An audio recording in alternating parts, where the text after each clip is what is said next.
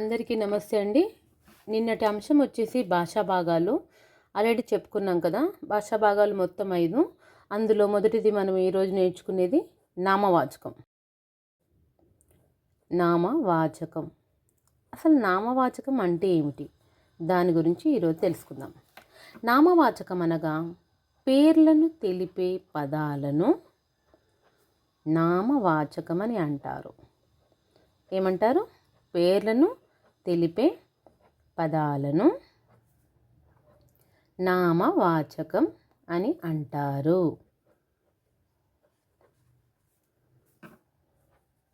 ఉదాహరణకు అది మనకు వస్తువుల పేర్లు కావచ్చు, లేకపోతే ప్రాంతాల పేర్లు కావచ్చు, వ్యక్తుల పేర్లు కావచ్చు. ఇలా వివిధ రకాల పేర్లను తెలిపే పదాలను మనకేమంటారు? నామవాచకం అని అంటారు. ఉదాహరణ, రాముడు, ఇది ఒక వ్యక్తి పేరు. అలాగే స్థలం వచ్చేసి హైదరాబాద్.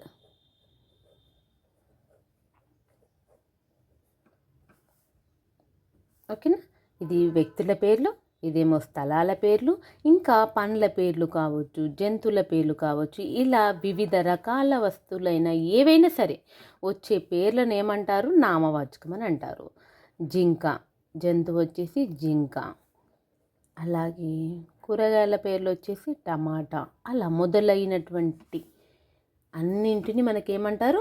నామవాచకం అని అంటారు. ఓకేనా పిల్లలు? నేను మీకు కొన్ని ఎగ్జాంపుల్స్ చూపిస్తాను. ఓకే, ఇక్కడ చూడండి. ఇదేంటిది? మనకి ఇక్కడ క్యాప్సికం.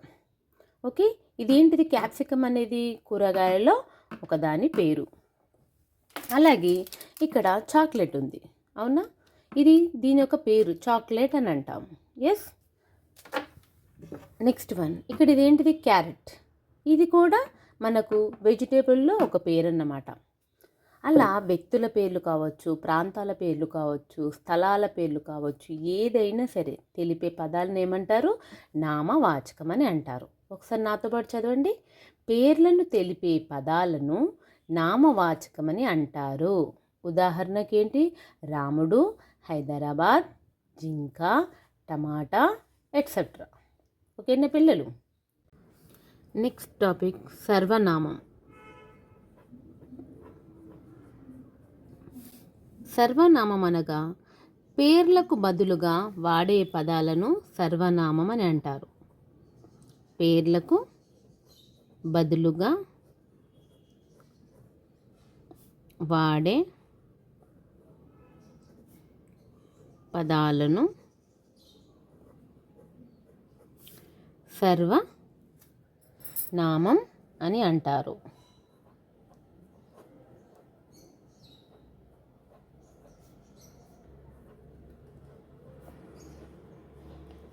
చూడండి, సర్వనామం అంటే ఏంటిది? పేర్లకు బదులుగా వాడే పదాలను సర్వనామం అని అంటారు. అంటే ఇప్పుడు ఇంట్లో వ్యక్తుల పేర్లు ఉంటాయి, అవునా? అయితే మనం మామూలుగా మాట్లాడుకున్నప్పుడు తనని పిలు, ఆమెను పిలు అంటుంటాం. ఎక్కడికైనా బయటకు వెళ్ళినప్పుడు వాళ్ళు ఎవరో మనకు తెలియదు, ఆమెను పిలవండి, వాళ్ళు ఎక్కడికి వెళ్తున్నారు అంటాం. ఆ వాళ్ళు, ఆమె, అతను, ఇతను, ఇవన్నీ ఏంటి అంటే సర్వనామం. ఎగ్జాంపుల్ చూడండి. అతను, ఆమె, వారు, వీరందరూ, ఇలా అన్నమాట. ఇవన్నీ కూడా మనకేంటిది? సర్వనామం సంబంధించినటువంటి ఉదాహరణలు. ఓకేనా? అర్థమైందా? ఇది సర్వనామం. నెక్స్ట్ థర్డ్ పాయింట్ వచ్చేసి క్రియ. క్రియ అనగా, క్రియ అంటే ఏంటిది అంటే పనులను తెలిపే పదాలను క్రియ అని అంటారు. పనులను తెలిపే పదాలను క్రియ అని అంటారు.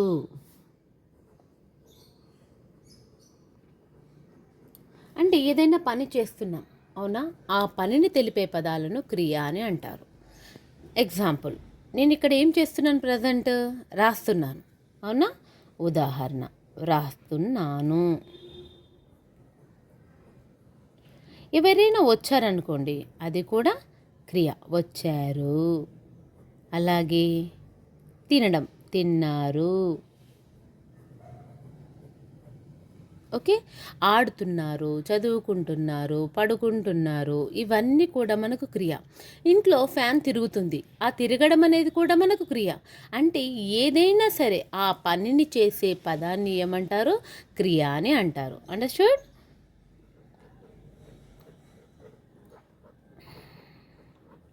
ఇలా మొదలైనటువంటి పదాలను తెలిపే వాటిని ఏమంటారు? క్రియ అని అంటారు. నెక్స్ట్ టాపిక్ వచ్చేసి విశేషణం. విశేషణం అనగా ఏమిటి అంటే నామవాచకాల సర్వనామాల యొక్క గుణగణాలను తెలిపే పదాలను మనకు విశేషణం అని అంటారు. నామవాచకాల సర్వనామాల యొక్క గుణగణాలను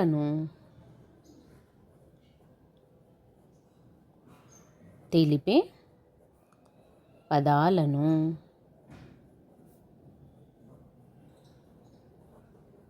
విశేషణం అని అంటారు.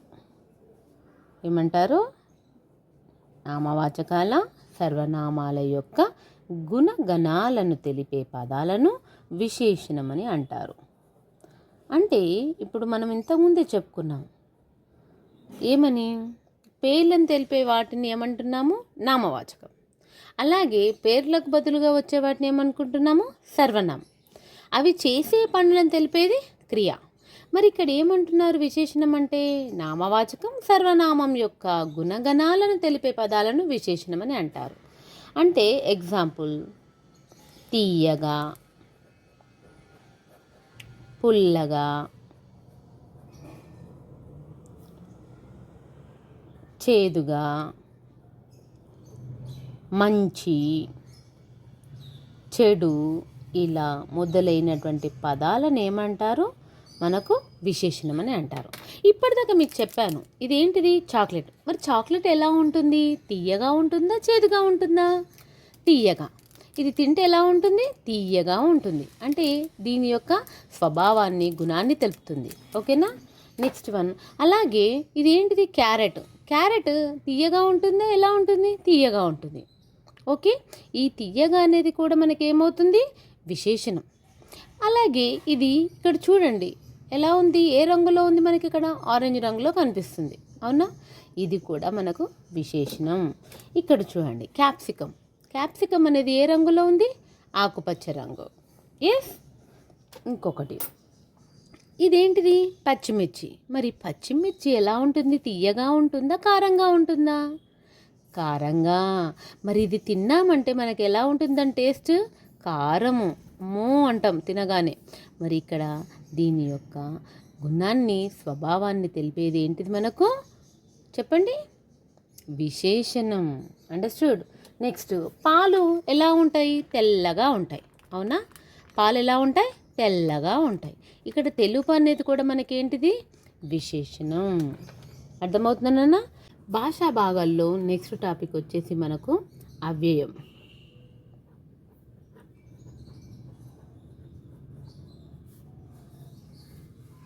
భాషా భాగాల్లో నెక్స్ట్ వచ్చేది మనకు అవ్యయం. అవ్యయం అనగా ఏమిటి అంటే లింగ, వచన, విభక్తుల చేత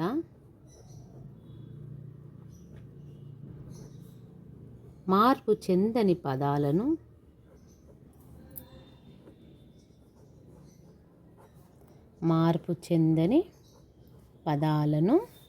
ఏమంటారు? అవ్యయం అని అంటారు.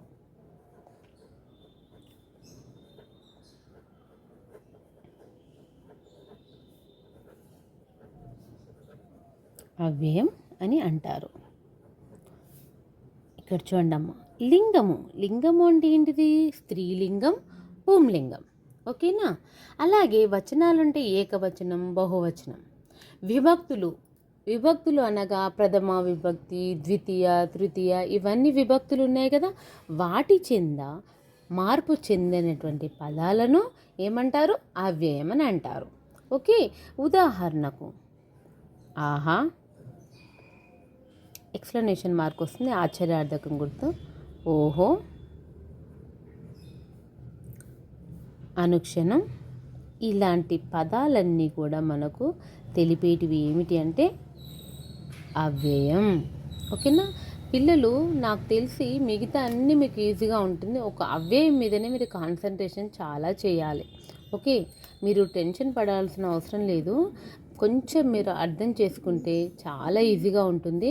టెక్స్ట్ బుక్ వెనకాల కూడా మనకు కొన్ని బిట్స్ ఇస్తాడు, అది చేశారనుకోండి మీకు చాలా ఈజీగా ఉంటుంది. అండర్స్టూడ్? ఎస్. ఇప్పుడు కొన్ని వాక్యాలను చూద్దాము. ఆ వాక్యాలలో నామవాచకం సంబంధించినవి, సర్వనామం సంబంధించినవి, క్రియకు సంబంధించినవి మీకు కొన్ని రాసి చూపిస్తాను, చూడండి. రాముడు మంచి బాలుడు. రాముడు మంచి బాలుడు. ఇక్కడ రాముడు అనే పదం కింద నేను అండర్లైన్ చేశాను. ఇక్కడ రాముడు అనేది ఏంటిది మనకిది చెప్పండి. రాముడు అనేది ఒక వ్యక్తి పేరు, అవునా? శ్రీరామచంద్రమూర్తి కావచ్చు, మామూలుగా అబ్బాయిల పేర్లు కూడా ఉంటాయి కదా, రాముడు. మరి రాముడు అనే పదం కింద నేను అండర్లైన్ చేశాను కాబట్టి ఇది మనకి ఏమవుతుంది? నామవాచకం. ఏంటి చెప్పండి? నామవాచకం. Okay, next one, second one వచ్చేసి వారు ఎక్కడికి వెళ్తున్నారు?